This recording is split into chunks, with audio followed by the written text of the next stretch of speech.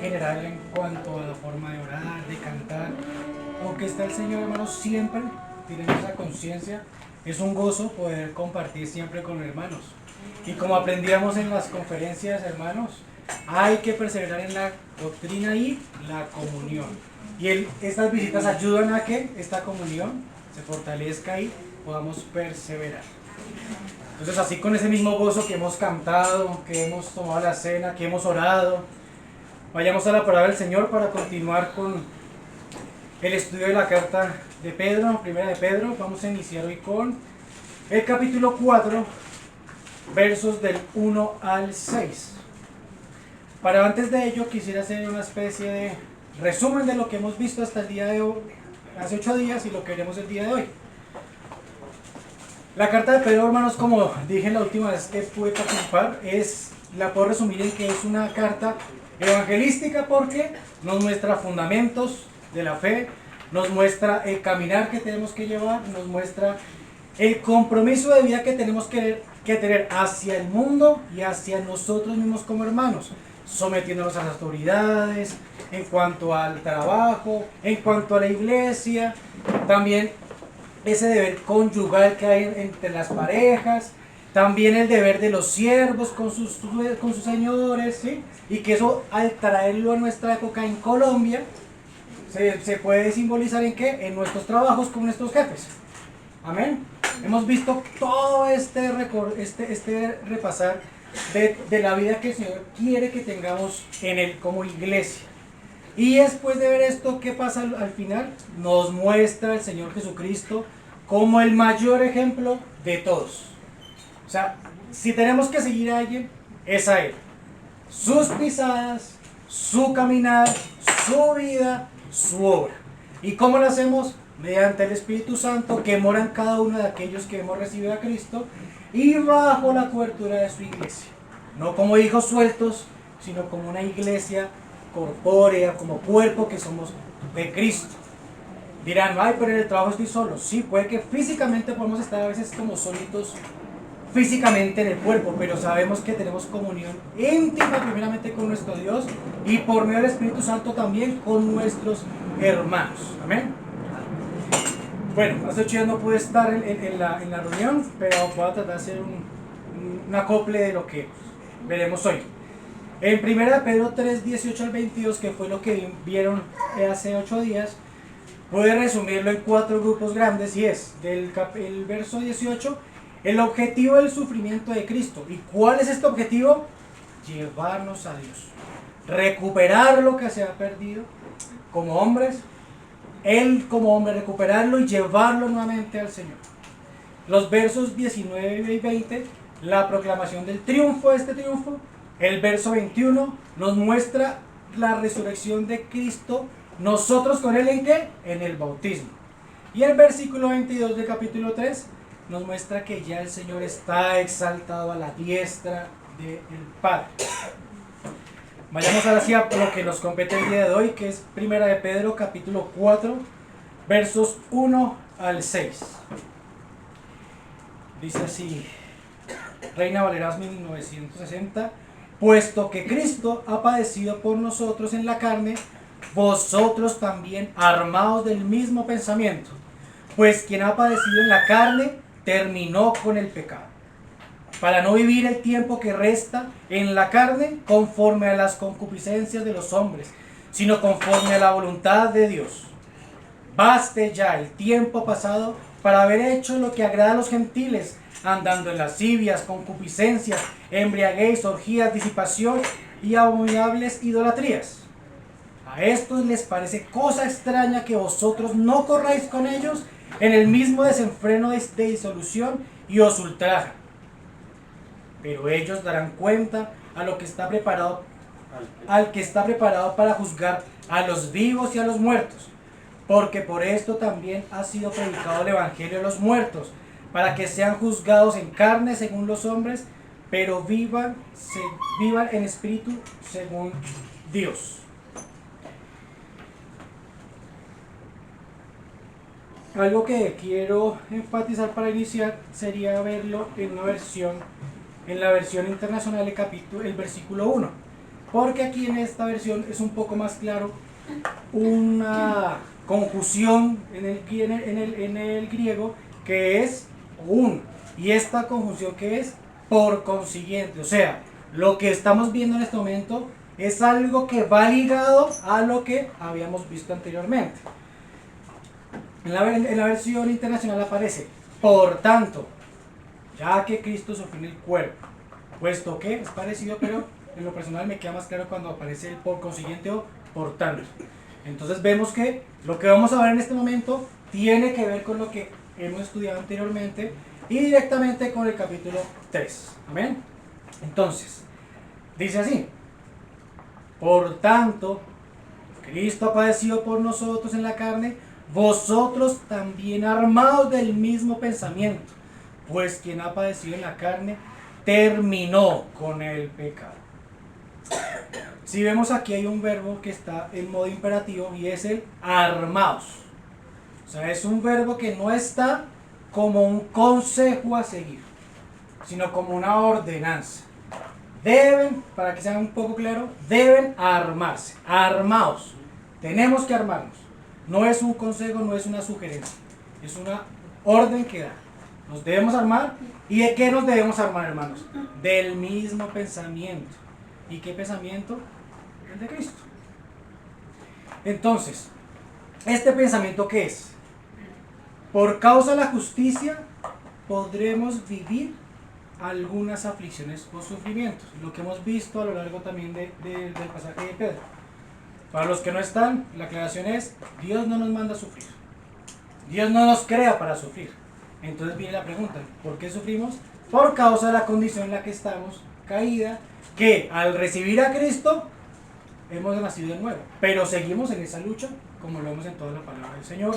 Dios no nos niega que podríamos llegar a tener algún tipo de prueba de sufrimiento o aflicción por causa de la justicia, y que si es por causa de la justicia, ese sufrimiento sí es válido delante de Dios. No es buscar sufrir, hermanos, sino es si por causa de hacer justicia, de ser buenos testimonios delante del mundo, llevemos sufrimiento por esta causa. Así como Cristo mismo. Cristo llevó los padecimientos, ¿por qué? Porque nos iba a rescatar. Y tenía que morir. No era algo, era tenía. ¿Por qué? Porque Dios lo dijo desde el principio. Si comen, ciertamente van a morir. Y con esta muerte y resurrección, porque no solo se quedó en muerte, es que podemos tener esta vida. Pero vuelve y juega, hermanos, que el sufrir sea por causa de hacer buenas obras. Y como habíamos anteriormente, dice que esto agrada al Señor, porque lo va a glorificar a Él. ¿Cuál otro pensamiento? Este pensamiento nos ayuda ¿a qué? A romper con el pecado, como dice ahí más adelante.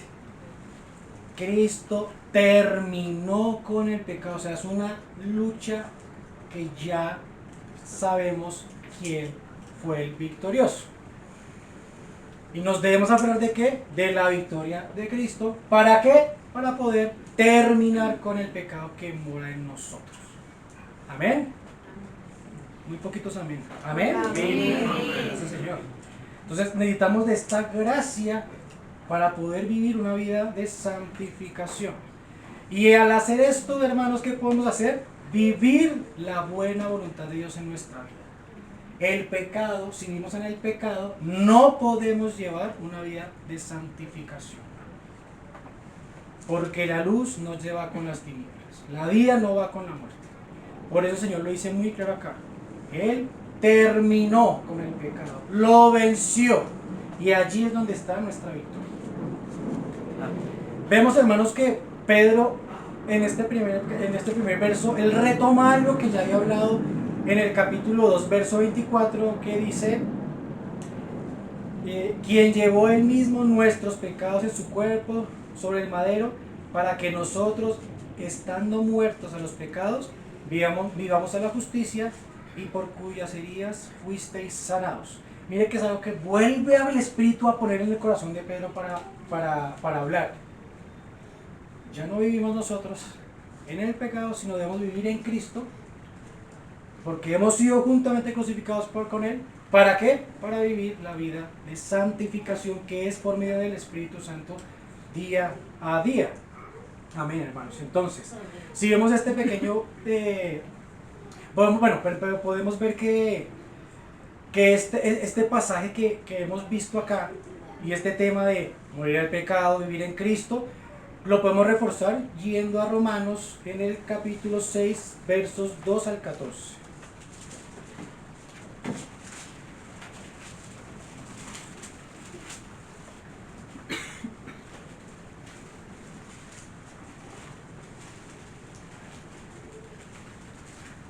Entonces es un tema que estamos viendo que no solamente el Espíritu cargó a Pedro para enseñar a su iglesia, a sus hermanos que saben sido esparcidos, que no estaban en Jerusalén, sino también que ha cargado el corazón de Pablo y en muchos otros pasajes, solo que vamos a enfatizarnos en este, donde nos dice, no pueden vivir en el pecado porque ustedes ya están muertos. ¿Cómo alguien muerto puede vivir en algo que no se puede, cierto? Entonces leamos Romanos 6, versos 2 al 14. Bueno, desde el 1. ¿Qué pues diremos? ¿Perseveraremos en el pecado para que la gracia abunde? En ninguna manera, porque los que hemos muerto al pecado, ¿cómo viviremos aún en él? ¿O no sabéis que todos los que hemos sido bautizados en Cristo Jesús hemos sido bautizados en su muerte? Porque somos sepultados juntamente con él para muerte por el bautismo, a fin de que como Cristo resucitó de los muertos por la gloria del Padre, así también nosotros andemos en vida nueva. Porque si fuimos plantados juntamente con Él en la semejanza de su muerte, asimismo también lo seremos en la de su resurrección. Sabiendo esto, que nuestro viejo hombre fue crucificado juntamente con Él, para que el cuerpo del pecado sea destruido, a fin de que no sirvamos más al pecado. Ahí está muy claro. Porque el que ha muerto ha sido justificado del pecado. Y si morimos con Cristo, creemos que también viviremos con Él, sabiendo que Cristo, habiendo resucitado de los muertos, ya no muere. La muerte no se enseñorea más de Él. Porque en cuanto murió al pecado, murió una vez por todas. Mas en cuanto vive, para Dios vive. Así también vosotros, considerados muertos al pecado, pero vivos para Dios en Cristo Jesús, Señor nuestro.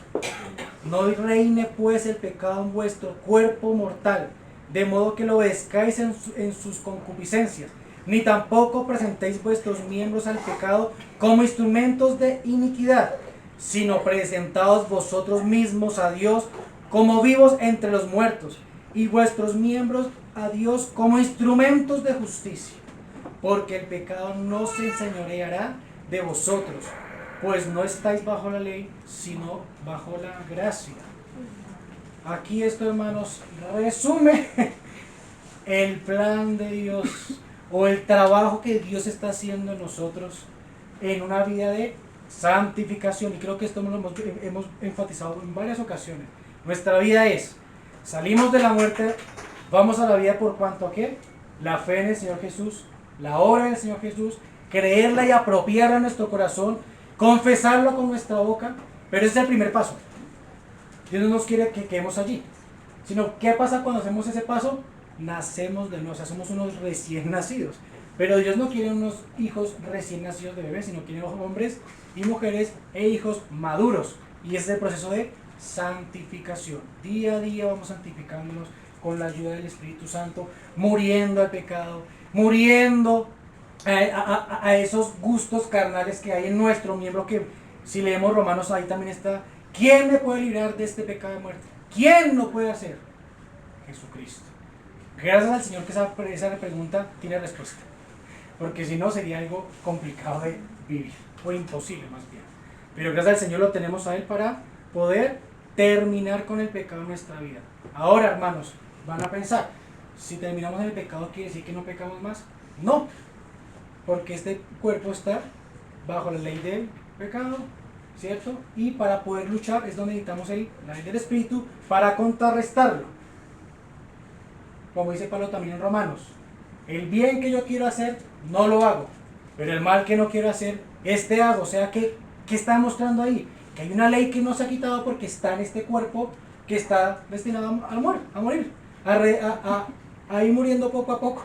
Y que el Señor, gracias a Él, nos va a dar un cuerpo nuevo en su segunda venida para que ya no tengamos esa condición de muerte física. Amén. Entonces, en resumen, decimos que esta parte nos puede decir que Cristo, al morir, acaba con el pecado. Muere, resucita. Nosotros, en su semejanza de morir en el bautismo y resucitar también en el bautismo con Él. Y esto nos ayuda ¿a qué? A romper con el pecado en nuestra vida. Vamos al versículo 2 de Pedro 4.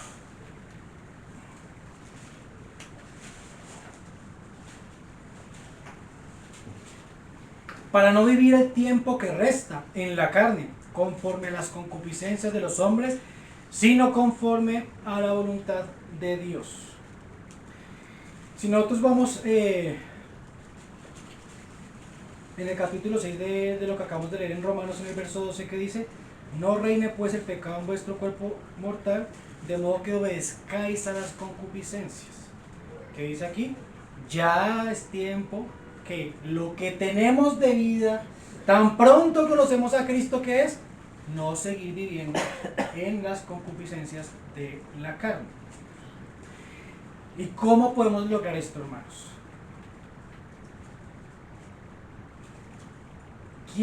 ¿Quién nos ayuda a contrarrestar y a hacernos victoriosos en esta lucha? El Espíritu Santo que el Señor Jesús envió. Y el Espíritu Santo nos da esa gracia, y cuando el creyente cree, valga la redundancia, en la obra del Señor Jesucristo, recibe el Espíritu Santo y por gracia recibimos la salvación. Pero ustedes recuerden, hermanos, ¿qué es gracia aparte de recibir algo inmerecido? Hemos visto acá, por lo menos en Suba, dos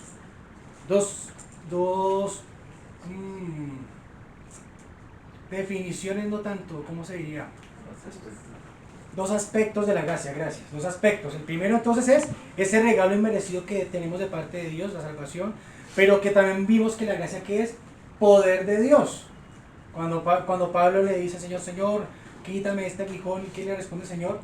Bástate en mi gracia. Y ahí sigue la idea: porque mi poder se perfecciona en tu debilidad. O sea que la gracia también nos da el poder para vencer el pecado. Entonces el creyente alcanza esta gracia para poder resistir y morir a las concupiscencias. ¿Y qué es concupiscencias? Para los que no sabemos, son esos desórdenes pasionales que luchamos con nuestros miembros, ¿sí? Hay deseos que el Señor permite porque nos creó así, de esa forma, pero cuando se habla de concupiscencia es un deseo desbordado, desordenado. Y eso es a lo que, con la ayuda del Espíritu Santo, bajo esta gracia que hemos recibido, podemos contrarrestar. Ahora, hermanos, viendo que dice que debemos vivir conforme ¿qué? La voluntad de Dios. Y para poder vivir conforme a la voluntad de Dios, no debemos estar bajo los esquemas del mundo. Tenemos que salir de eso que tenemos en nuestra mente. ¿Para qué? Para poder hacer la voluntad del Señor. Recordemos, la luz no va con las tinieblas. Si hay luz, no hay tinieblas. Si hay vida, no hay muerte. De esta misma forma es: vamos a cumplir la voluntad del Señor, vamos debajo de la gracia, llevándolos con Él para poderla cumplir en nuestra vida. Y esta gracia nos quita o nos liberta de ser esclavos del pecado. Eso está en Romanos 6 también, verso 22, que no lo leímos, pero para que lo noten si lo quieren leer después. Ahí nos dice que bajo esta gracia el Señor dice: ustedes ya no son más esclavos del pecado, pero vienen a ser ¿qué? Siervos míos, dice el Señor. Entonces venimos de una condición de esclavos del pecado, ahora ser siervos o esclavos, también la palabra en el original pues traducir como esclavos, pero de Dios. Entonces mire cómo todo concuerda en el plan del Señor, y cómo el Señor por medio de Pedro nos está llevando y nos está exhortando a llevar una vida de santificación. Ya no muerte, vida, ya no más esclavos del pecado, sino esclavos o siervos de Dios. ¿Para qué? Para poder hacer su voluntad y poder cumplir su propósito y su plan eterno. En el verso 3 dice más adelante: baste ya el tiempo pasado para haber hecho lo que agrada a los gentiles, andando en lascivias, concupiscencias, embriagueces, orgías, disipaciones y abominables idolatrías. Aquí el verbo que está se tradujo en la Reina Valera, baste ya. El original es arketos y algo, sabemos que se puede traducir en varias palabras, y creo que también da un poco más de énfasis el suficiente. O sea, ahí también podemos traducir suficiente el tiempo pasado. O sea, ya dejen de estar viviendo del pecado. O sea, suficiente. O sea, es algo que no es solamente como, no, bueno, ya morí. No, es como decir, ya no más. Basta, ya no más. O sea, no podemos seguir viviendo bajo pecado. Entonces, este baste también, o el suficiente, nos da a entender de la forma como está escrito, que no es simplemente cuando estemos en cierta circunstancia de nuestra vida, sino es tiempo pasado. Hasta aquí y de aquí para adelante tenemos que vivir bajo la gracia del Señor, bajo la santificación del Señor.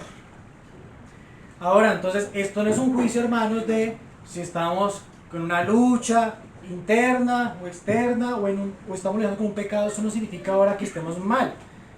En el sentido como estoy hablando, no estoy diciendo, no, hermanos, yo esta semana tuve una caída y ay, estoy en esa lucha y Camilo está diciendo que la palabra dice que baste ya. Entonces, no, hermanos, esto no es para el juicio, sino es para que tengamos esa conciencia que debemos estar en esa santificación. Es un proceso y el Señor sabe y conoce nuestras debilidades, y por eso su sacrificio no es para perdonar una vez, sino es para perdonar todos los pecados. ¿Y qué pecados? Los que nosotros mismos le hicimos a Él. Perdóname, Señor. Debemos confesarlos a Él también. No solamente decir, bueno, ya que en Cristo, de aquí para allá los pecados que tenga ya me perdonó. No, hermanos, no se puede andar en grandeza con delante del Señor. No se puede andar con eso. Por eso hablamos aquí y estoy enfatizando en que ese baste ya es, seamos conscientes, hermanos, que no debemos andar en las concupiscencias que andan los no creyentes. Y que si estamos en una lucha, abogado tenemos para que nos ayude, para que abogue por nosotros delante del Padre. Pero no solo es un abogado, sino es el Señor de nuestra vida, que nos ayuda y nos guía y nos da los pasos que ya hizo para poder llevar este proceso a cabo de la santificación. En Romanos 6:2 leíamos, porque los que hemos muerto del pecado, ¿cómo viviremos aún en él? Es algo que el Señor no deja duda en cuanto al trato de vida y la vida que llevamos llevar con Él y para Él.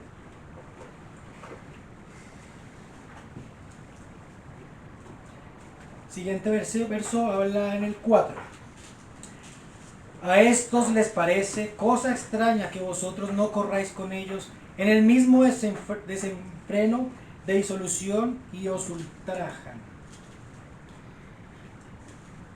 Esto me parece curioso porque en lo personal he experimentado, no tan de forma tan dura este ultrajan en mi vida, pero sí he experimentado que al momento de decidir por Cristo, y mira lo que es curioso, no solo por hablar, sino el vivir la transformación de la que estamos hablando, sin decir una palabra, esas personas se empiezan a alejar de uno. Y no es que uno las eche, no es que uno, oye, pecadores, no. Pero es que la luz choca, hermanos. Y recuerdo una vez un hermano que decía, si usted es cristiano y un hijo de Dios, y si usted no incomoda en las tinieblas, algo está pasando. Y esto es fuerte. Ahora, hermanos, otra vez, no es para que entremos en pelea ahí con las personas, en nuestro trabajo, estudios. No, hermanos, Porque yo creo que cuando nosotros le hicimos a Cristo esa luz, no fue para lucha, sino fue para perdón.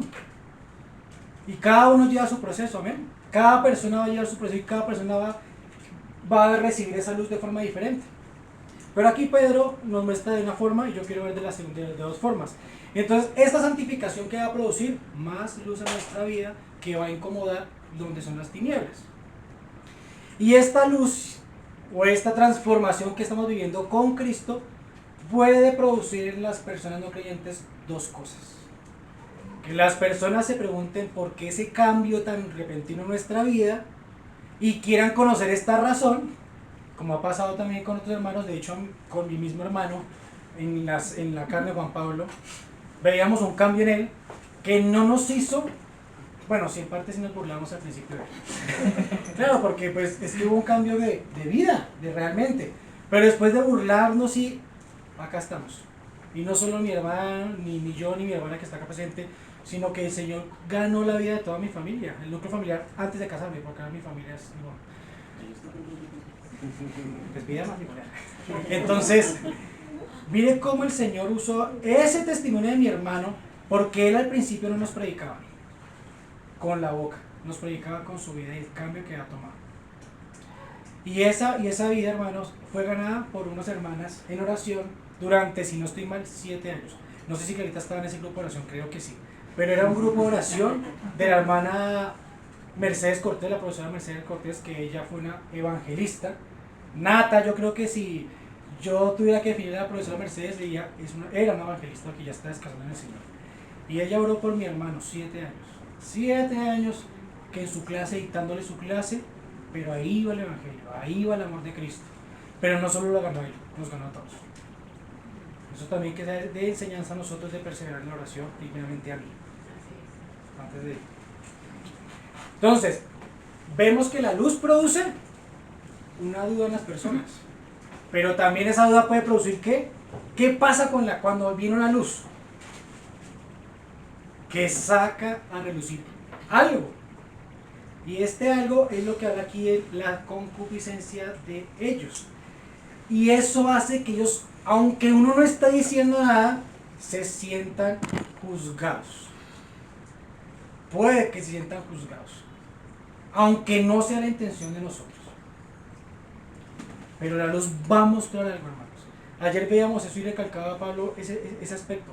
Cuando vemos a Cristo hay algo que tiene que cambiar. O sea, no hay una persona que haya visto a Cristo y va a seguir igual. Entonces, ¿qué pasa acá? En lo que Pedro aquí nos está exhortando es que ellos, o sea, que como leía en un estudio, nuestros amigotes del pasado podían decir, venga, pero si que hacía todas las cosas que hacíamos, ahora ¿qué pasó? Pero no se queda solo ahí, sino empiezan a burlarse, a hacer injurias, a hacer ultrajar. ¿Qué es ultrajar? ¿Saben qué es ultrajar? A ver que me ayude porque no me acuerdo qué es. ¿Cómo? Ofender, burlarse. Todo eso es ultrajar. Menospreciar, pisotear a una persona, humillar a la persona, eso es ultrajar. Entonces que el Señor nos ayude a que por causa de Él, ojalá, porque ese debe ser nuestro anhelo, podamos ganar a aquellas personas cercanas a nuestra vida. Ojalá. Pero hay una responsabilidad de ellas hacia el Señor que nosotros no podemos hacer nada. Hermanos, cuando nosotros predicamos a Cristo, su Evangelio, no es nuestra responsabilidad convertirlos. Y si es así, muéstrame el versículo donde dice eso. Yo nunca le digo eso. La responsabilidad de nosotros como iglesia, ¿cuál es? Predicar. Porque ¿quién es el que convence? El Espíritu Santo. O sea, llega un punto, hermanos, donde nosotros como hijos del Señor, como luz y presentando esta luz al mundo, esas personas que están recibiendo esa luz tienen que tomar la decisión como nosotros la tomamos. Y que gracias al Señor pudimos decirle a Él sí. Pero llega un punto, hermanos, donde va a tocar decir, y créanme, hermanos, no somos, y no debe ser así tampoco, de nosotros ir a rechazar al mundo, porque eso no lo hizo Cristo cuando vino. El ejemplo que él hizo, ¿cuál fue? Tener misericordia, tener amor, mostrar a Dios mismo. Y nosotros como iglesia debemos hacer lo mismo. Y que si en alguna ocasión se van a alejar, que sea por causa de Cristo y no porque nosotros los querramos alejar. Como decía un hermano también, Y esto me hizo meditar mucho cuando nos lo dijo ahí en la casa con mi esposa. Dijo, tu vida cristiana, ¿qué está haciendo con el mundo? ¿Le está abriendo las puertas de la salvación o se las está cerrando? Yo creo que eso es algo muy fuerte, ¿no? ¿Qué está haciendo nuestra vida cristiana con las personas del mundo? ¿Le estamos abriendo el evangelio y las puertas del cielo como nos lo presentaron nosotros? ¿O somos tan santos, entre comillas, que se la estamos cerrando? Creo que el ejemplo es el Señor Jesús, y el Señor Jesús, ¿qué hizo? Abrirlas de par en par para que todo aquel que en él crea no se pierda. Amén. Entonces, que el Señor nos ayude a tener esta vida de testimonio, a decidir por Él, porque hay que decidir por Él, hermanos. Esto no es de casualidad, no es que usted entró en el reino de casualidad. Uy, mire, yo soy salvo y no sabía. No, porque es una decisión que debemos tomar cada uno de nosotros, cada persona en el mundo. Dios ya hizo su parte.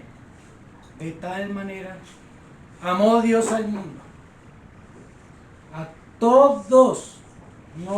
Ahí no hay un asterisco en la palabra que diga menos a los árabes, menos a no, al mundo, y eso le incluye a usted, a mí y a todas aquellas personas que han nacido en este mundo.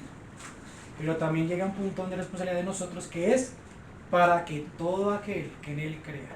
Y ahí viene la responsabilidad individual de cada persona delante del Señor de recibir. Él ya hizo su parte y ahora nosotros tenemos que hacer nuestra parte, de seguir el ejemplo de Cristo para abrir esas puertas del cielo de salvación, y que todo aquel que pueda escucharla, el Señor tenga misericordia y pueda él decir, sí acepto a Cristo en mi corazón y en mi vida, para transformarla. En el verso 5 dice, pero ellos darán cuenta al que está preparado para juzgar a los vivos y a los muertos.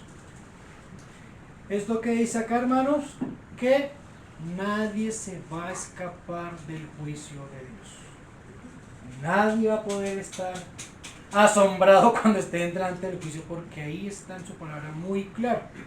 Y no quiero andar en este tema mucho, pero sí quiero aclarar dos cositas. La primera es que nosotros sabemos que hay dos juicios. El primer juicio es para su casa, que se llama Tribunal de Cristo, ¿cierto? Y eso está en Primera de Corintios 5:10. Ahí está explicado más o menos qué y por qué es este primer juicio. Porque Dios es un Dios de orden. Y como Dios de orden, ¿qué va a hacer? Pues va a organizar su casa primero. Y para eso es el Tribunal de Cristo, para juzgar lo que nosotros como hijos, no criaturas, este juicio es únicamente y exclusivamente para su iglesia. ¿Y qué va a pasar allí? Dios va a juzgarnos como hijos, ya sea para galardón y reinar con Él, o para terminar de pulirnos lo que no dejamos pulirnos en este tiempo de vida que nos ha concedido acá. Entonces, ¿qué significa esto? Que este juicio no es para condenación, sino para o galardón o limpieza, no para condenación. Y el segundo juicio que aparece en la palabra está en Apocalipsis 20, del 11 al 15, y se dice que es el trono blanco. Y ese trono blanco es el segundo juicio, ya cuando su iglesia en la totalidad ha sido santificada. ¿Cierto?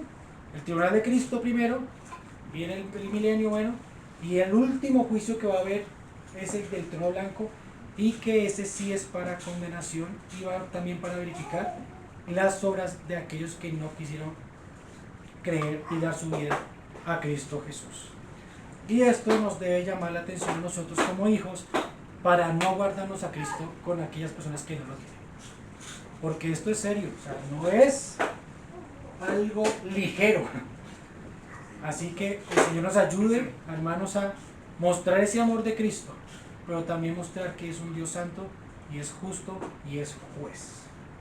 Nos gusta mirar, esta semana puedo hablar con una compañera de trabajo y le decía que a nosotros como humanos nos gusta ver la cara bonita, entre comillas, o la que nos parece bonita, de Dios, que es: Dios es amor, Dios es paz, es misericordioso, es longánime. Pero no se nos olvida que Él también es justo, que Él es ira, que Él es santo y que no va con nada de pecado. Entonces hay que, hermanos, predicar este evangelio en su totalidad. No solo hablar del amor del Señor porque nos quedamos cortos. Porque el mundo también tiene que entender y saber que va a ser juzgado. Y que necesita al Señor Jesús para poder salir de ese juicio de condenación. Que salga del trono blanco y venga el tribunal de Cristo. Y eso, la única forma de hacerlo es predicando el evangelio en su totalidad. El amor de Dios, pero también su justicia. Ya para finalizar, hermanos, en el verso 6 dice: bueno, digamos, lo que hemos visto aquí en un resumen, digamos, un resumen pequeño del verso 1 al 5, ¿qué es? Que Dios nos está exhortando de forma imperativa a que debemos morir al pecado, que debemos dejar nuestra vana y vieja manera de vivir bajo la concupiscencia de la carne, y que esto, ¿cómo se logra? Con la gracia, para coger esta vida pecaminosa, llevarla a la gracia de Jesús por la fe en su obra y poder llevar esa transformación hasta que Él venga o nosotros vayamos con Él. Y el verso 6 aparece lo siguiente: porque por esto también ha sido predicado el evangelio a los muertos, para que sean juzgados en carne según los hombres, pero vivan en espíritu según Dios. Aquí me quiero enfocar en algo, y es: veo que en este verso lo puedo dividir, digamos que en tres partes, lo explicaré en tres partes. Veo la siguiente: en este verso veo la universalidad del evangelio, ya lo explico. Veo el contraste entre el juicio del hombre y la vida divina, y la esperanza en Cristo Jesús. ¿Por qué la universalidad del evangelio? Porque el evangelio fue dado para todos. Y espiritualmente, antes de recibir a Cristo, todos estábamos muertos. Espiritualmente, toda persona está muerta si no recibe a Cristo. Y aquí hablo que se aplicó a estas personas. El contraste del juicio humano y la vida divina. El mundo nos puede juzgar, el mundo nos puede condenar por ser creyentes. Sabemos, en la misma palabra, sabemos que fueron muchos muertos por causa del evangelio. Pero que aquellos hermanos que dieron su vida por Cristo ya hayan sido muertos de forma antinatural, ¿sí? Ya sea por que los mataron, apedrearon, o de forma natural. Lo importante aquí no es ver este juicio que hace el hombre hacia nosotros, sino de que Dios nos ofrece una vida, y una vida eterna en Él. Por eso dice al final acá: pero vivan en espíritu según Dios. Entonces yo creo, hermanos, que también aquellos hermanos que no negaron su fe tenían puestos los ojos en ¿quién? En Jesús, y no en las circunstancias. Y es otro como advertencia que el Señor nos da para que nos ayude a que nuestra mirada no esté aquí en este mundo, en las circunstancias que podemos estar viviendo, en las pruebas, sino decir: tú eres la recta final de mi vida, y allí yo voy a estar contigo.